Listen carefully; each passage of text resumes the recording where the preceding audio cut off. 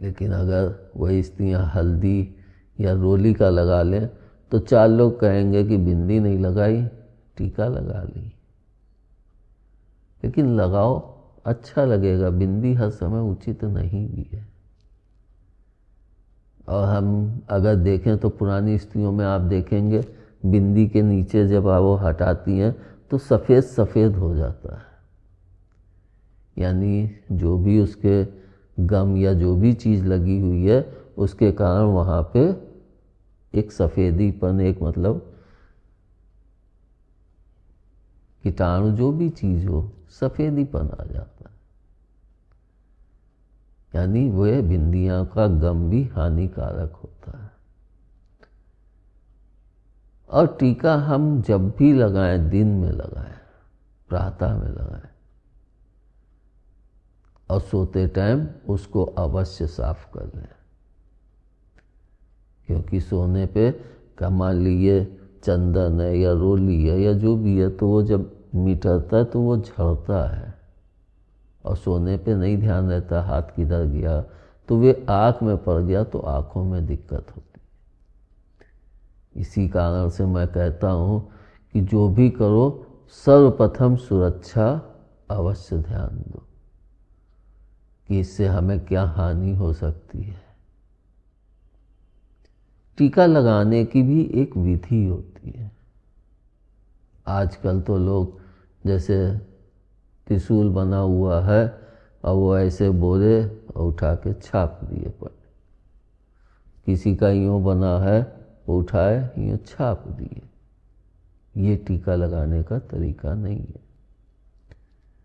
ये तो आपने एक सिंबल अपने माथे पर इस्तेमाल कर लिया, उसका कोई भी महत्व नहीं रहता।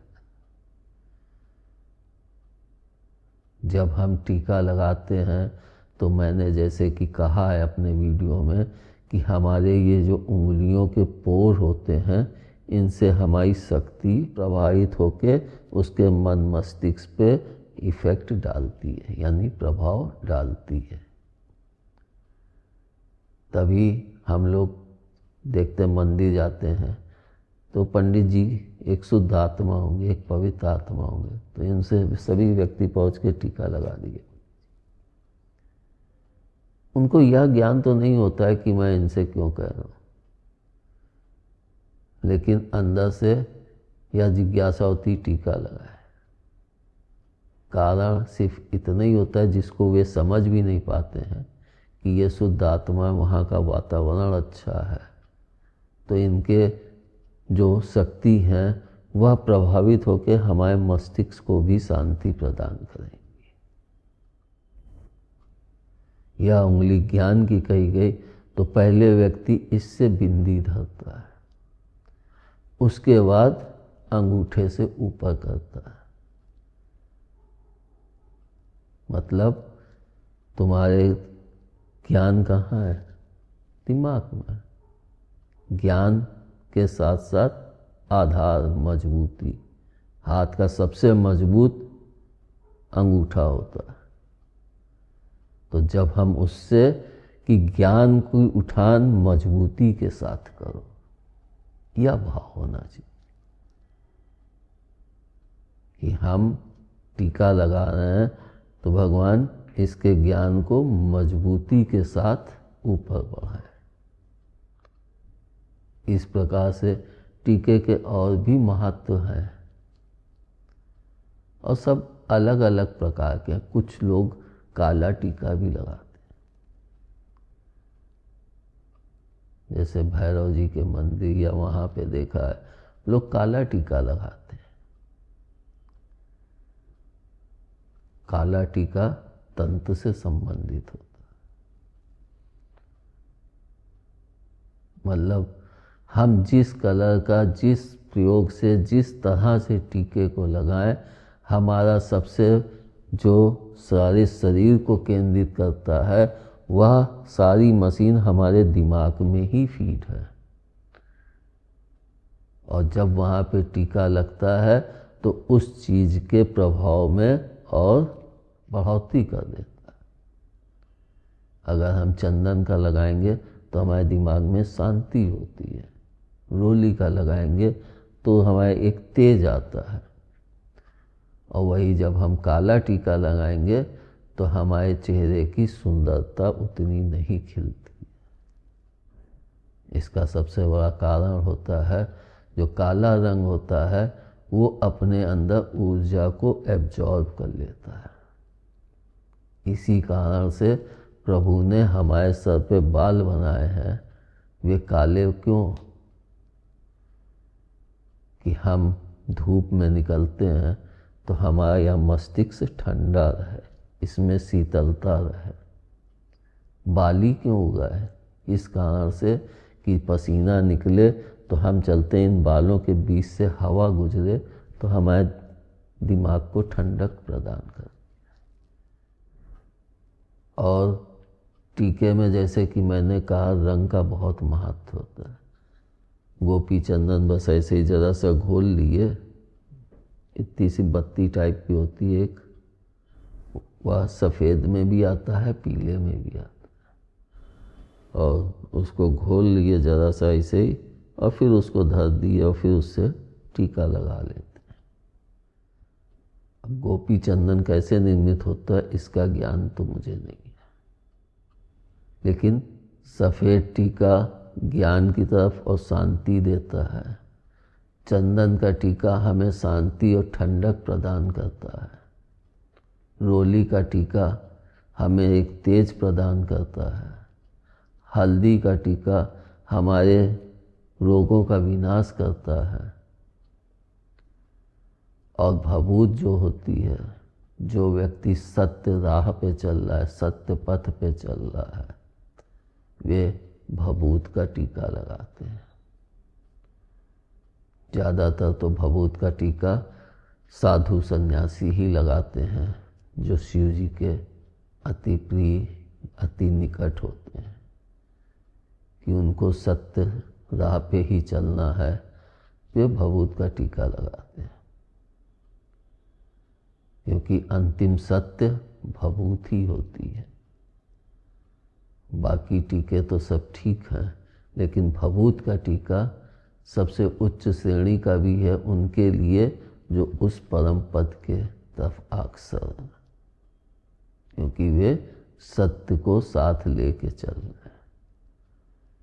और हम देखते हैं, वैसे तो हम लोग बचपन में टीका चंदन घिस के ऐसे ऐसे लेप लेते थे और ठंडक अनुभव पे लेट जाते थे और ठंडक अनुभव करते करते सो जाते थे। लेकिन शिव जी के भक्तों को देखिए या शिव जी के, तो वो 3 रेखा ऐसे करके खींचते हैं टीका, लेकिन वे 3 रेखाएं पूरी नहीं खींची होनी चाहिए। यानी बीच में हम मान लीजिए ये तीनों रेखा ऐसे खींचे, उसके बाद बीच में उस टीके को एक साथ जोड़। इसको हम इससे भी कि ज्ञान विज्ञान संज्ञान तीनों का जुड़ाव बीच में, हमारी रीढ़ की हड्डी बीच में है।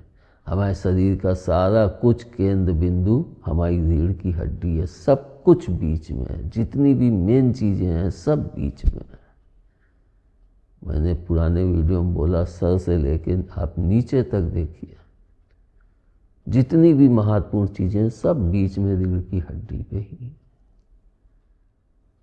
और ज्ञान विज्ञान संज्ञान समझ लीजिए, आकाश धरती पाताल समझ लीजिए, या फिर धन ज्ञान और शक्ति समझ लीजिए।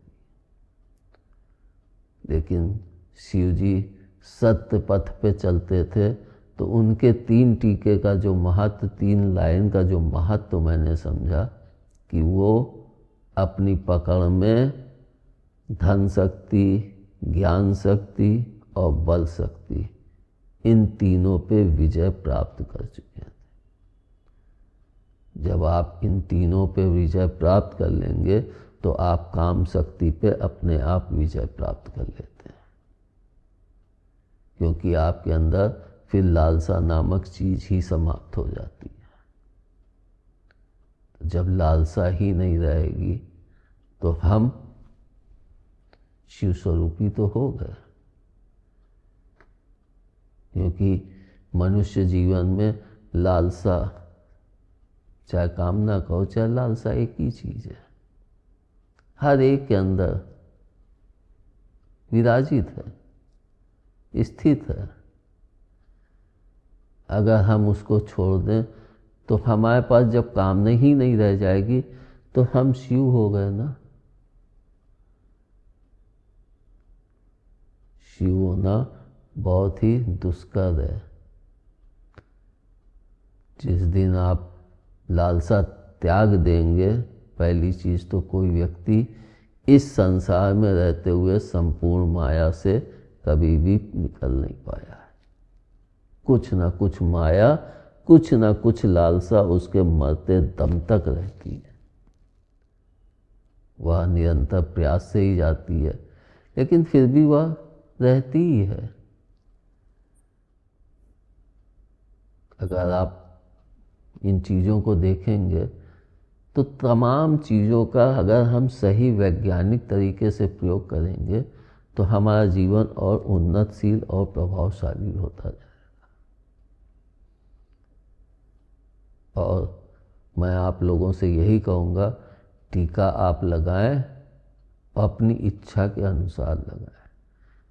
आपको ठंडक और शांति चाहिए तो चंदन का, तेज चाहिए तो रोली का। चंदन की ठंडक नहीं आपको सर्दी कर दे रही है तो हल्दी का।